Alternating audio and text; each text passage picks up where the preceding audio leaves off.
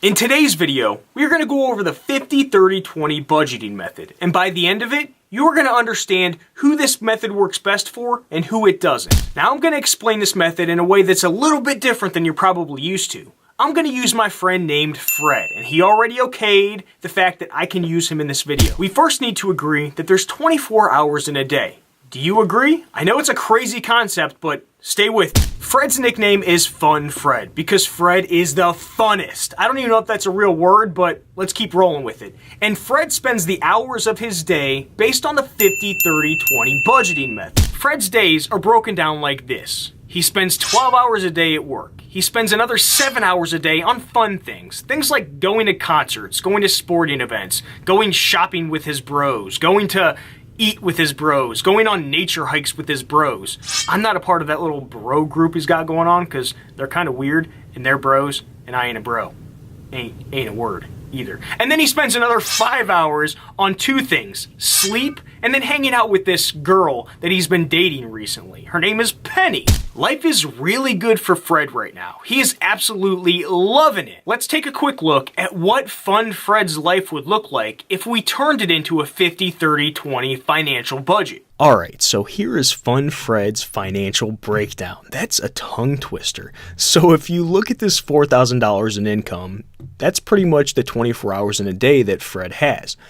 Now, how he distributes his money based on the 50-30-20 budgeting method is 50% of his money goes towards necessities. So in the example that I gave with Fred, that's work, because you got to go to work to make some money, right? Absolutely. And then 30% of that goes towards the life enhancement thing. So all that time he's spending with his bros. I'm sick of talking about his bros, but look at that. That's some pretty expensive nature hikes, aren't they? It's strange. I'm wondering what they're doing out there. Anyways, and then 20% of his income is going to go towards debts, savings, and even investments. And as you see right now, you don't really see any investments here, right? So the investment in the example that I was giving you with Fred is pretty much Penny, because it's a relationship that you need to spend time working on. You got to invest the time in it. And right now, he's not really investing too much time in Penny.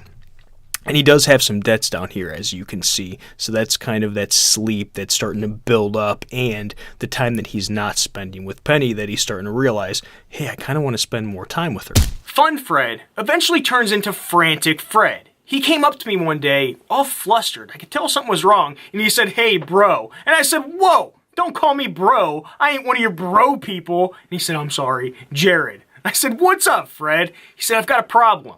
I've got a deficit in my sleep. I haven't been getting enough doing the current things that I'm doing. And then also, I want to invest more time with Penny because I love her." And I said, "That's awesome. Penny is perfect. That's why we call her Perfect Penny. They are perfect for each other." We both agreed that there's not enough time in the day. Remember the whole 24-hour rule? Let's stick with it. So what does he have to do? He can do one of two things. He's either got to cut out one of his necessities, so work, he's got to lower the amount of hours that he's working every day, or he's got to reduce the amount of time that he spends with his bros on life enhancement things, all those fun things, so that he can add more hours into the 20%. The debt and savings category, or investments as well, because Penny will be an investment, a time investment. I'm not saying money, ladies, okay? I'm saying time. If he wants to work on his relationship, he's got to spend more time with her. So we've come to the conclusion that Fun Fred has turned into Frantic Fred.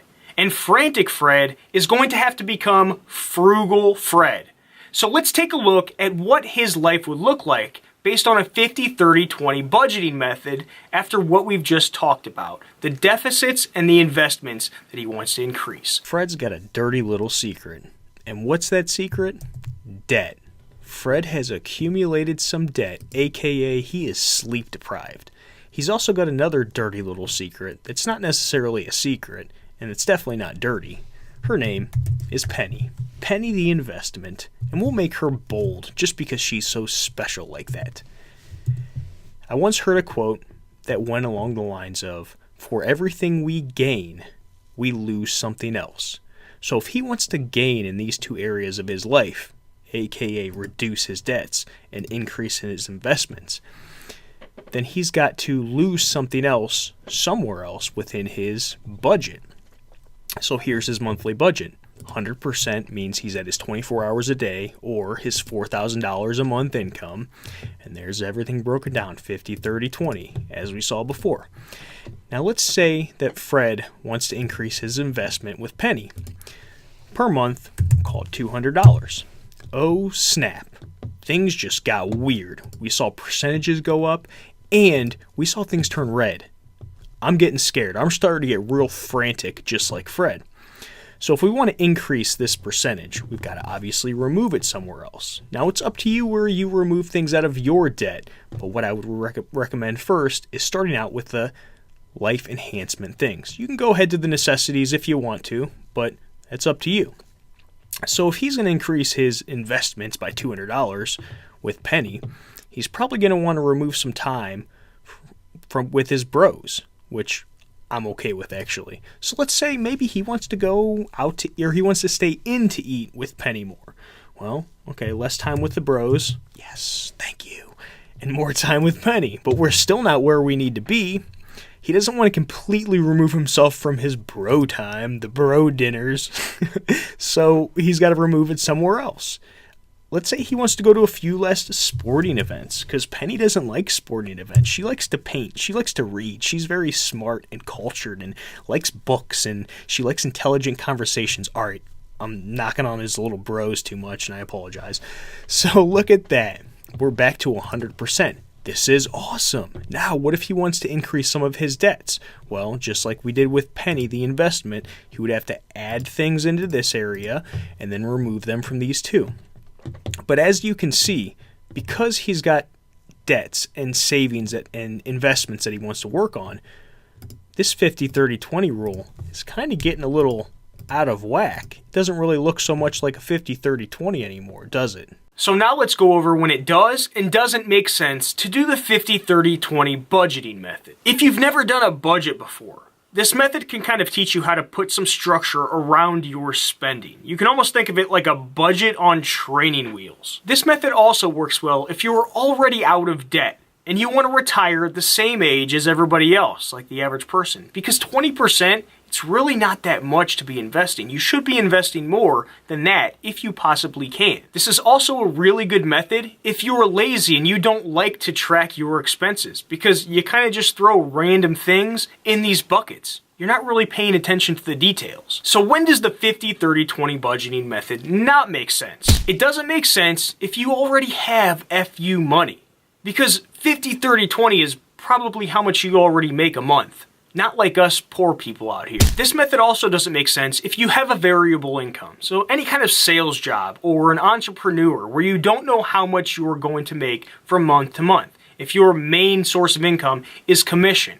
For that one, you want to use another budgeting method, which I will teach you about, so hit that subscribe button. That was a cheap plug. Why would I do that right here? This method also really doesn't make sense if you're trying to get out of debt. Because only putting 20% of your income towards your debts, depending on the size of your debts, it's not enough. It's probably not going to make a very big dent in your debts. So if you want to stay in debt forever, then absolutely do this method. And finally, this method is for people who are kind of minimalistic, who don't need very much to enhance their lifestyle because they're okay with living a little bit below their means, even if they have the money. They don't need to be enhancing their life every month, left and right, like Fred was doing with his bros.